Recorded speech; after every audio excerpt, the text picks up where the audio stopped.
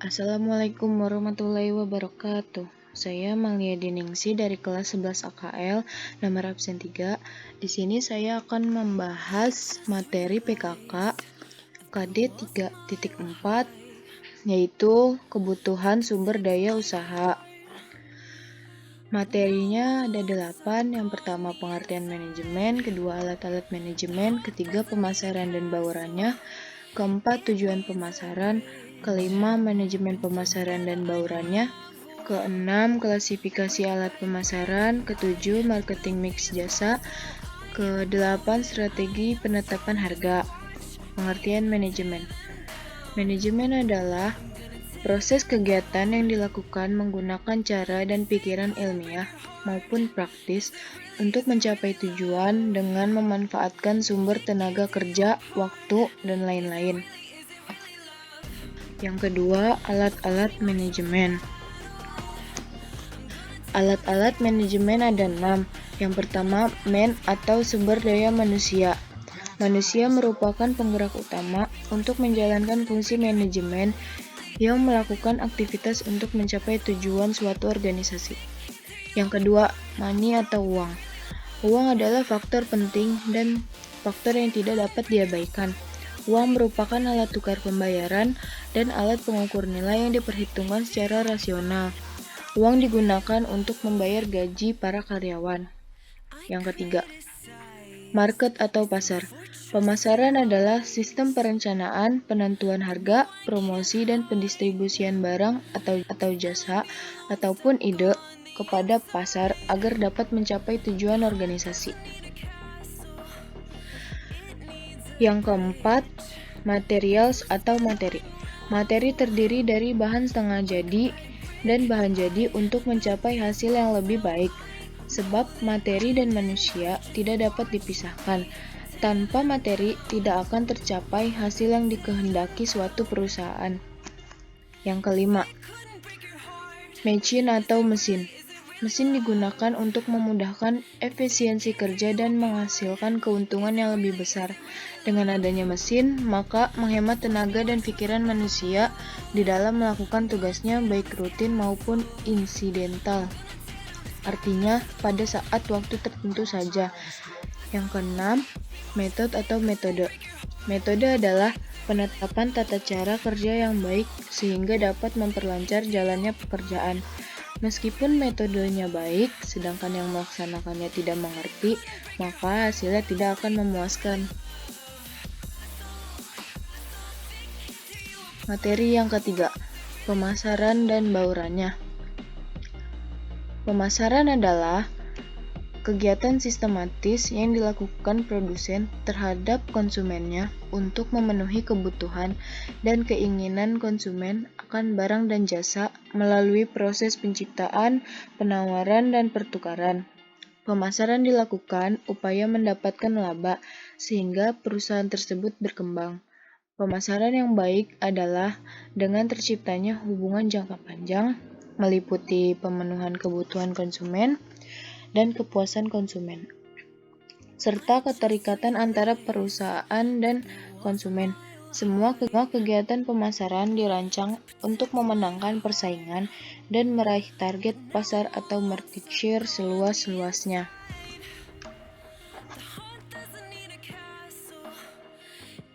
Yang keempat, tujuan pemasaran. Tujuan pemasaran ada 10. Yang pertama, meningkatkan penjualan atau selling. Yang kedua, membangun kesadaran merek atau branding. Yang ketiga, menumbuhkan dan mengembangkan pangsa pasar atau expand market share. Yang keempat, menciptakan dan meluncurkan produk atau layanan baru, disebut juga inovasi. Yang kelima, menargetkan pelanggan baru. Yang keenam, memasukkan pasar baru secara internasional ataupun lokal. Yang ketujuh, memperbaiki hubungan stakeholder atau pihak yang berkepentingan dengan perusahaan. Yang kedelapan, meningkatkan hubungan pelanggan atau customer relationship. Yang kesembilan, memperbaiki komunikasi internal. Dan yang ke-10, meningkatkan keuntungan atau profit. Yang kelima, manajemen pemasaran dan baurannya. Manajemen pemasaran merupakan manajemen yang diterapkan pada kegiatan memasarkan baik itu barang ataupun jasa dari produsen ke konsumen agar lebih efektif dan efisien sesuai dengan tujuan perusahaan. Seluruh rincian kegiatan perusahaan dalam memasarkan produknya, baik berupa barang ataupun jasa, tercakup semua dalam bauran pemasaran ataupun marketing mix.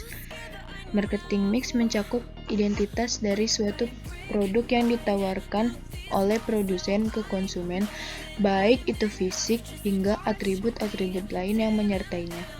Bauran pemasaran merupakan alat-alat yang digunakan perusahaan dalam melakukan fungsi pemasarannya untuk meraih tujuan dan pangsa pasarnya. Yang keenam, klasifikasi alat pemasaran. Klasifikasi alat pemasaran ada 4. Yang pertama, produk atau produk. Produk merupakan segala sesuatu yang ditawarkan ke pasar untuk memenuhi kebutuhan ataupun keinginan para konsumen. Tidak hanya membeli fisik produk tersebut,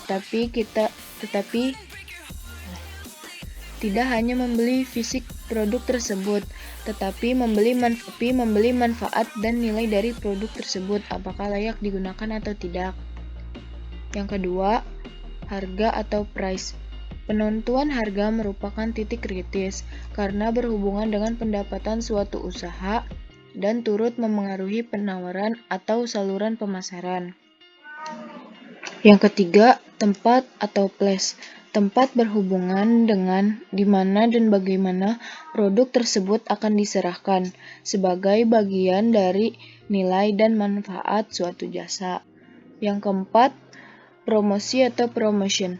Promosi adalah aktivitas mengkomunikasikan keunggulan suatu produk dan membujuk sasaran untuk membelinya. Pemilihan bauran promosi harus diperhatikan, seperti cara atau kegiatan apa yang akan dilakukan suatu perusahaan untuk mempengaruhi target pasar. Yang ketujuh, marketing mix jasa. Apabila perusahaan tersebut perusahaan jasa, maka ada 3P tambahannya. Yang pertama, orang atau people.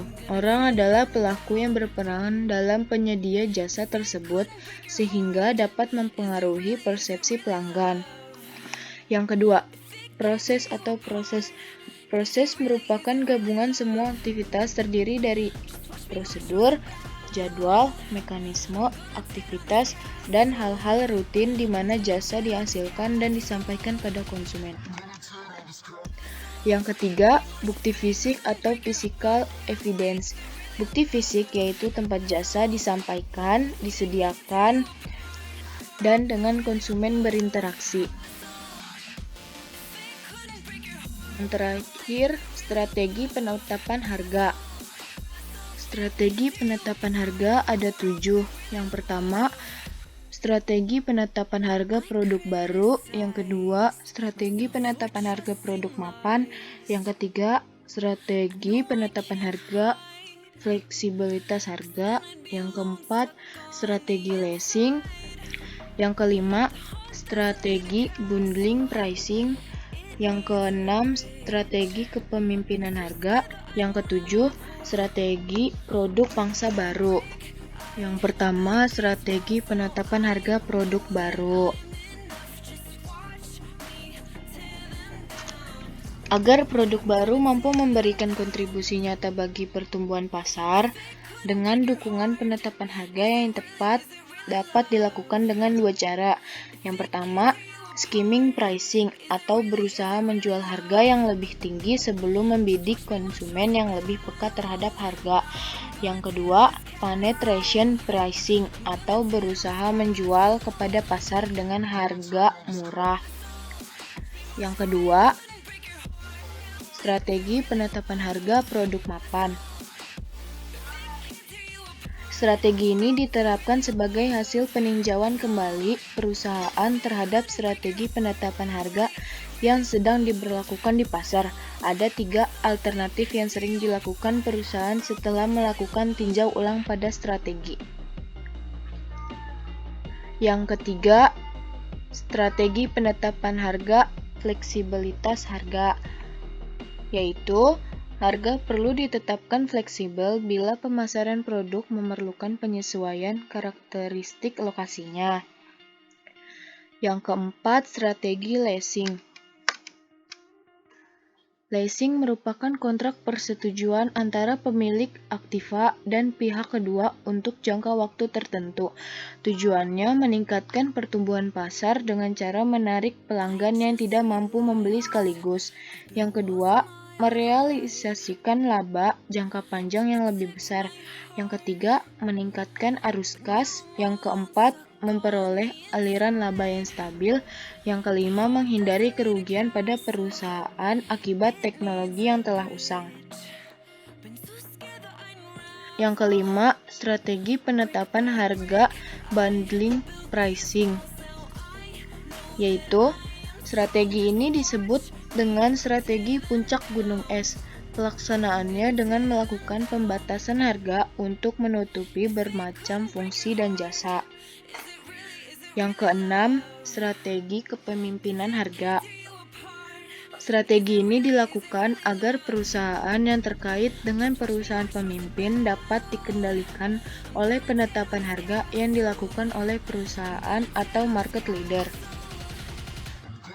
Yang ketujuh, strategi penetapan produk pangsa baru. Pangsa pasar yang semakin besar mengarah pada biaya yang semakin rendah. Oleh sebab itu, perusahaan baru perlu mengupayakan agar produknya sedini mungkin mampu meraih pangsa pasar yang besar. Sekian penjelasan dari PowerPoint saya, kurang lebihnya mohon maaf. Wassalamualaikum warahmatullahi wabarakatuh.